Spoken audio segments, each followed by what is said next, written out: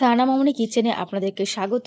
ল্যাঠা মাছ দিয়ে আলুর দম রেসিপি খুব সহজ পদ্ধতিতে বানাবো। রেসিপিটি বানানোর জন্য ভিডিওটি শেষ পর্যন্ত দেখুন। প্রথমে আমরা আলুগুলো ভালো করে সেদ্ধ করে নেব। আলুগুলো ঠান্ডা হয়ে গেলে খোসা ছাড়িয়ে রেখে দেব।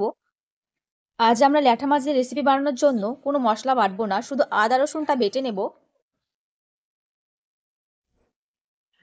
ল্যাঠা মাছের সাথে লবণ, হলুদ, লঙ্কা গুঁড়ো মেখে 5 থেকে 6 মিনিটের জন্য রেখে দেব। কড়াইতে পরিমাণ মতন তেল দিয়ে ল্যাঠা মাছগুলো লাল করে ভেজে নেব। ল্যাঠা মাছ দিয়ে আলুর দম রেসিপি বানানোর জন্য মাছটাকে বেশি করে লাল করে ভেজে নিতে হবে। দেখতে পাচ্ছ খুব সুন্দরভাবে ভেজে নিয়েছি। কড়াই থেকে মাছগুলো উঠিয়ে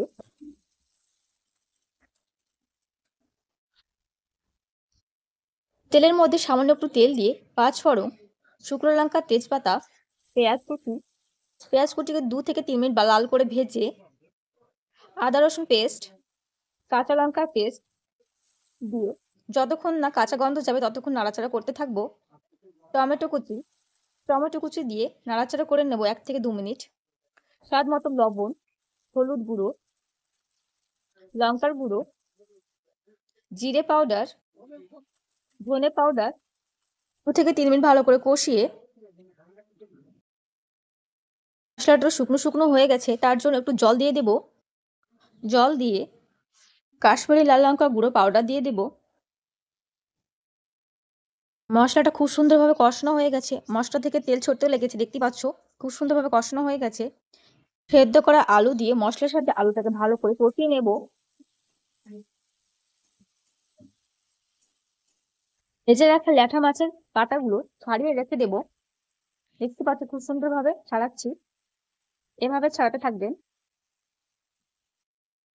আলুগুলো ভালোভাবে কষানো হয়ে গেছে, মাছগুলো দিয়ে মশলার সাথে মাছগুলো ভালো করে মাখিয়ে 2 থেকে 3 মিনিটের জন্য কষিয়ে নেব। আবারও কষানোর পর পরিমাণ মতো জল দিয়ে সামান্য একটু লবণ দিয়ে দিতে হবে, যাতে লবণের পরিমাণটা ঠিক থাকে।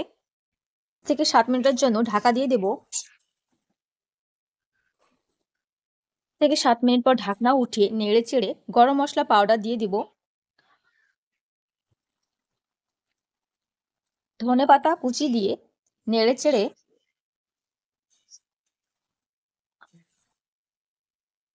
6-7টা চেরা কাঁচা লঙ্কা দিয়ে নামিয়ে নেব। দেখতে পাচ্ছ খুব সুন্দরভাবে রেসিপিটি তৈরি হয়ে গেছে। কড়াই থেকে নামিয়ে নিচ্ছি।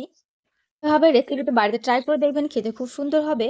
ছোট বড় সবারই পছন্দ হবে এই রেসিপিটি। এরকম নতুন নতুন রেসিপি দেখার জন্য চ্যানেলটিকে সাবস্ক্রাইব করে বেল আইকনটি প্রেস করে দেবেন, যাতে আমাদের সমস্ত ভিডিও নোটিফিকেশন আপনাদের কাছে যায়।